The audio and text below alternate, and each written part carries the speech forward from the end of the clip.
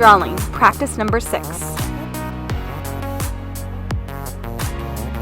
First, we should probably go over the 4 types of light on a spherical form. The highlight, the core of the shadow, the reflected light, and the midtones. This way, if I reference one in the video, you'll know what I'm talking about. Alright, so for today's exercise, you will need a pen, of course, a piece of paper, and I will be using a circle template, but if you don't have one, no worries. So at the top of my paper, just like I have in other practices, I'm going to write pen and ink practice number 6. Also the name of this practice, which is shading spherical forms, and then today's date. Okay, so talking about that circle template. I happen to have one of these circle templates. If you don't, you could trace something like a mouthwash cup or something else that is about 1.5 inches in diameter. So maybe use your compass, or you could trace something, or you can just try to draw a rough circle that's about 1.5 inches in diameter. And we're going to draw 7 of those circles, and we are going to be trying out each of those different strokes that we learned in practice 2. So we are going to try each of those different strokes using it as a shading for our spherical form. So we are going to label our circles hatching, cross hatching, uneven hatching, curved hatching, scribbling, stippling, flowing lines. Alright, and let's get started. So this first one with hatching, I'm going to show you one way to go about this whole shading these spheres, but there's pretty much 2 different ways. So then the rest of the time I will be using the second way to shade. So one way is you could put in your shadow area a little bit first to mark that, and then you could put in the hatching all over the sphere, and then you go back and you add more shading. Now the benefit to this is you have a definite mark of where your shading needs to be and where you need to add more shading and where you need to gradually go into the transitional light. But I personally like starting from just shading everything with one hatching and then cross hatching, or using the curved hatching and then adding in my darker tones.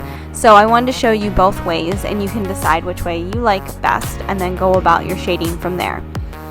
So when you are shading with any of these, since it's a sphere, it no longer is a box, and so you cannot just put your hatching going in the direction of like a box, which is much simpler. It has to go in the direction of your sphere to give that rounded effect to the sphere. If you don't put the lines in there in a directional way, it will destroy the form of the sphere, and it won't look like a sphere and will look more like a flat circle that you shaded very poorly. So just make sure you're going with a directional line that gives it a ball type of appearance. I also forgot to mention that you need to leave a reflected light area, so that's an area that has very little to no shading on it, because it is where the light would be hitting the sphere. Alright, we're moving on to the uneven hatching. I dislike the uneven hatching compared to the hatching or the curved hatching because I feel like it's not as smooth to apply, but it definitely could be used as a texture later on, so it's good to learn. So what I did first was I applied the uneven hatching all over except for a small amount where the reflected light would be. So there was one fine layer of uneven hatching all over.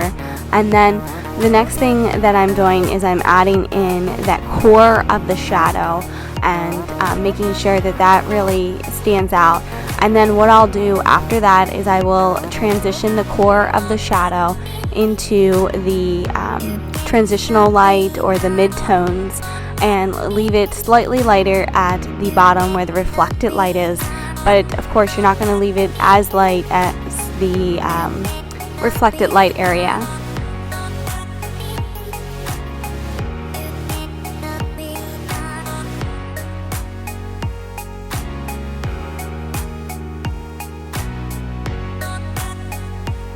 And there is the uneven hatching ball or sphere.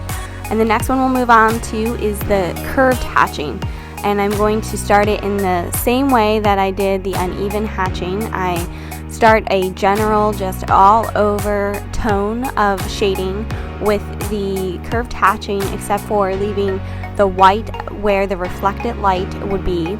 And then after I complete a general all over tone, then I would start putting in my core of my shadow, and then I will start transitioning that out into the transitional or the mid-tones and leaving the bottom a little bit lighter than the core of the shadow for the reflected light. So at this time what I'm going to do is I'm just going to kick it into high-speed mode so that you can watch me do the rest of these in that same manner, and I don't want to take up too much of your time so that you have time to do this exercise. So I'm just going to kick it into high-speed mode and then check back in a couple of seconds.